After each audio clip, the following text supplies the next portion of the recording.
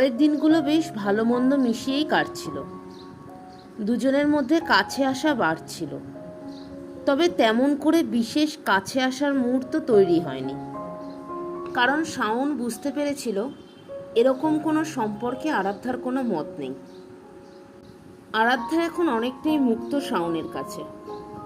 ইচ্ছে হলেই আরাধ্যা শাওনকে জড়িয়ে ধরে এখন, যদিও শাওন এখনো ততটা মুক্ত নয় আরাধ্যার কাছে।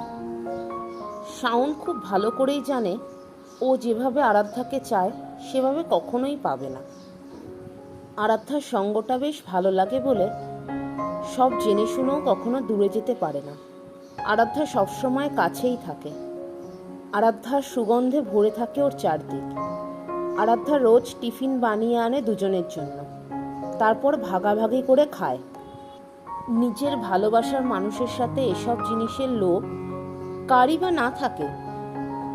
তাই শাওনের কাছে যদি 10টা কারণ থাকে দূরে যাওয়ার, তাহলে 100টা কারণ তৈরি হয়ে যায় কাছে থাকার।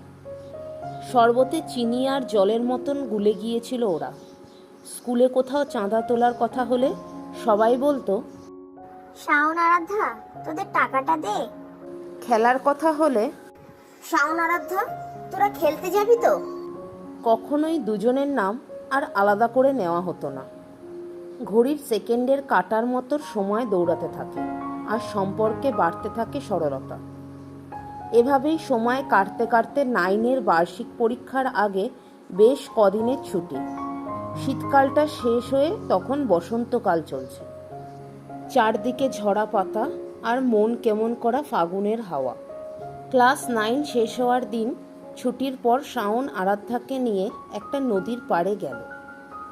সাধারণত এই সময় নদীতে অতটা জল থাকার কথা নয়, তবে শেষ 3 দিন অনেকটা বৃষ্টি হওয়ায় নদীর জল বেশ কিছুটা ভরে রয়েছে। নদীর পাড়ের এই জায়গাটা বরাবরই ফাঁকা থাকে। ওই পাড়ে শ্মশান, তাই খুব একটা লোক যাতায়াত করে না। 2-4টে বাড়ি আছে। এই রাস্তা দিয়ে গিয়ে কিছুটা বাঁক নিয়ে যেতে হয়। ওরাই সাধারণত যাতায়াত করে নদীর এই পাড়ের রাস্তাটা দিয়ে। 2টো বড় ইউক্যালিপটাস গাছ, তার পাশে একটা সরু পায়ে হাঁটা রাস্তা চলে গেছে। আর চারপাশে ঘাস আর কিছু কাঁটা ঝোপঝাড়। বড় গাছ দুটোর নিচে বেশ কয়েকটা বড় পাথর রাখা। পাথরগুলোর পাশে 2-3টে ফাঁকা মদের বোতল পড়ে আছে।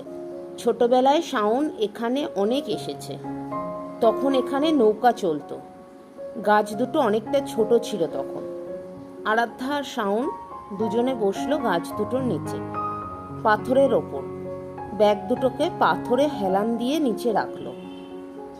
প্রথমটায় দুজনেই নির্বাক হয়ে নদীর হালকা স্রোত দেখছিল। হঠাৎ শাওন বলে উঠল, আমরা একসাথে থাকলে কেউ মেনে নেবে না, তাই না আরাধ্যা?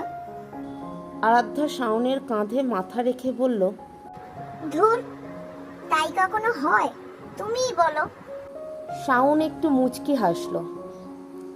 আরাধ্যা জিজ্ঞাসা করল, কি হলো, হাসলে যে?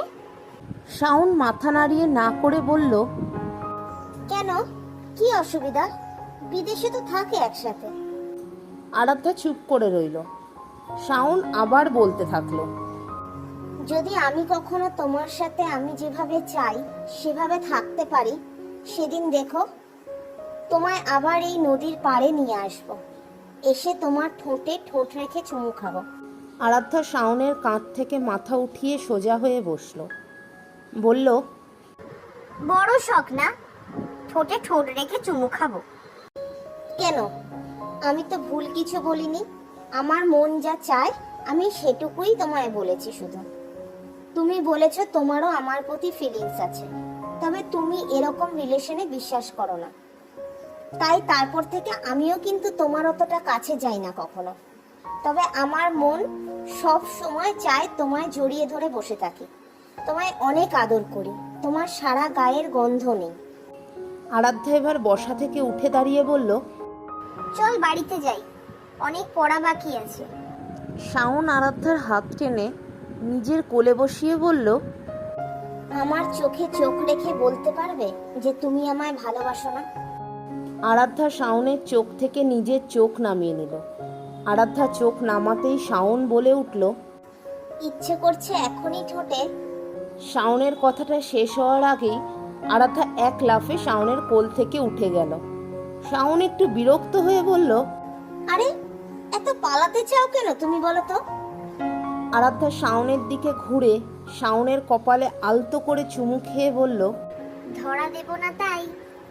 বলেই পাথরের পাশ থেকে ব্যাগটা নিয়ে এক দৌড়ে শাওনের সাইকেলে উঠে সাইকেল চালাতে শুরু করলো। শাওনও একটু হেসে নিজের ব্যাগটা নিয়ে দৌড়তে শুরু করলো সাইকেলের পিছু পিছু।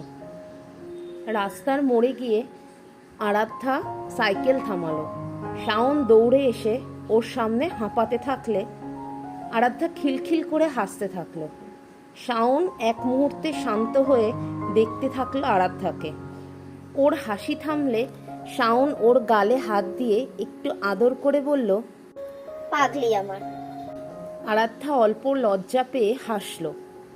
শাওনও অল্প হেসে বলল, আজ প্রথমবার তুমি আমায় তুমি করে বলেছো, পারলে সারা জীবন বলো এভাবেই।